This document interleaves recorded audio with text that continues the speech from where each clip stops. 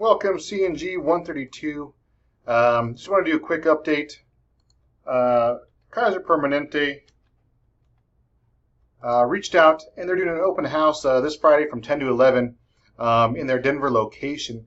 So if you are around Denver, feel free to stop by the Incident Command Center room, 6560 Greenwood Plaza, Englewood, Colorado.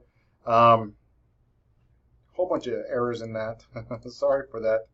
I think my O button is going out on my keyboard. There we go, three times.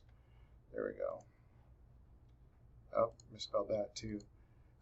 So if you're in the cybersecurity field or want to know what a cybersecurity field may look like, take a look. Have the chance, I shouldn't say have the chance, make the chance happen so you can go down there and look at this environment, see what it's like in a live action scenario.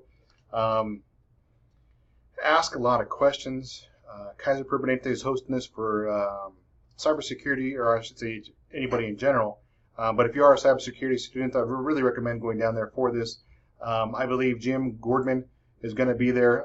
Feel free to ask him a lot of questions. Very, very knowledgeable guy. Knows a lot.